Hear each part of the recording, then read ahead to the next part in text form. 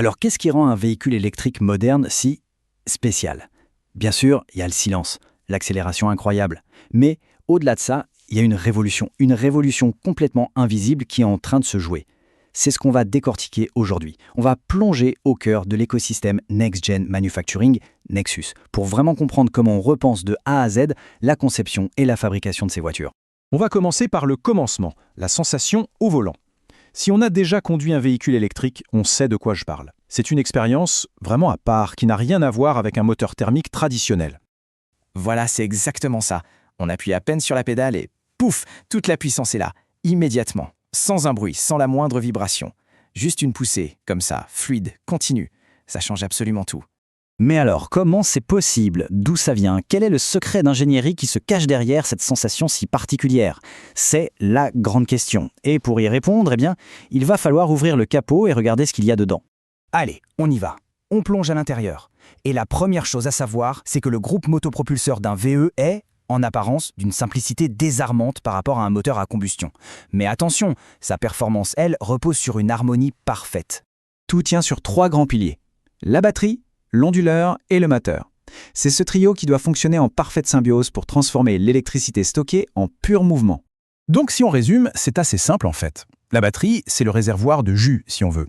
L'onduleur, lui, c'est un peu le traducteur. Il prend le courant de la batterie et le transforme pour que le moteur puisse le comprendre. Et le moteur, il fait ce qu'un moteur fait, il transforme tout ça en mouvement pour faire tourner les roues.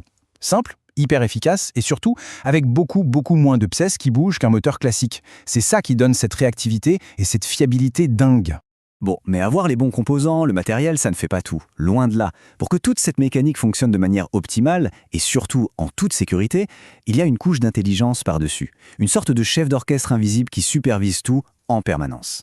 Cette comparaison, elle est parfaite pour comprendre. D'un côté, on a une batterie bête, juste une boîte d'énergie brute, pas très efficace et qui peut même être dangereuse. De l'autre, une batterie intelligente, gérée par ce qu'on appelle un SGB, un système de gestion de batterie. Et là, tout change. Elle est optimisée, elle dure plus longtemps et surtout, elle est sûre. Ce SGB, c'est donc le gardien de la batterie. Il a les yeux partout. Tension, température, niveau de charge. Il s'assure que chaque cellule fonctionne exactement comme elle le doit. Et juste à côté, il y a son collègue, le système de gestion thermique. Lui, c'est un peu la climatisation du système. Il veille à ce que ni la batterie ni le moteur n'aient un coup de chaud, ou un coup de froid d'ailleurs. C'est absolument crucial pour leur performance et leur durée de vie. Et c'est maintenant qu'on arrive vraiment au cœur du sujet. Parce que la plus grande révolution, elle n'est pas seulement dans les pièces elles-mêmes, mais dans la façon dont on les imagine, dont on les conçoit, dont on les assemble. On assiste à un véritable changement de paradigme. Cette citation, elle dit tout. On a tous entendu parler du New Space, qui a complètement retourné l'industrie aérospatiale avec des méthodes plus agiles, plus rapides. On vit la même chose dans l'automobile. On pourrait appeler ça le New Automotive. L'agilité, la modularité, la vitesse, voilà les nouvelles règles du jeu. Cette nouvelle façon de travailler est super bien illustrée par ce qu'on appelle le modèle en V. Alors imaginez un peu. Tout en haut, on a les exigences globales pour la voiture.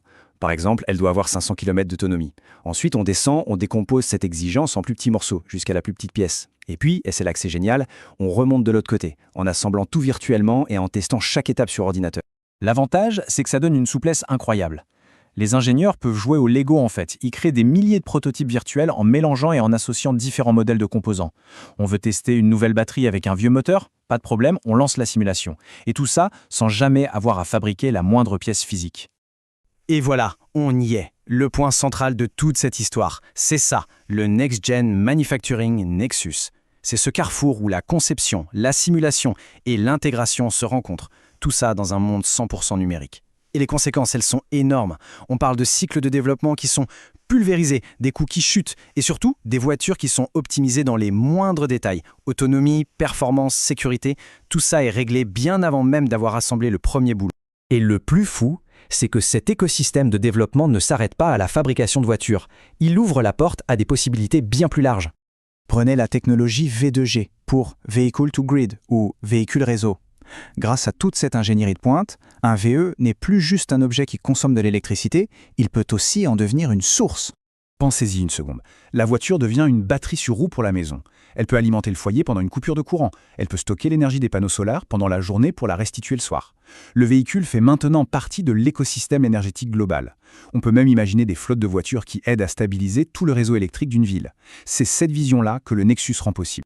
Ce qui nous amène à une dernière question, et elle est fascinante. Si cette approche, tout ce monde virtuel basé sur les données, a déjà complètement transformé la voiture, quelle est la prochaine étape ?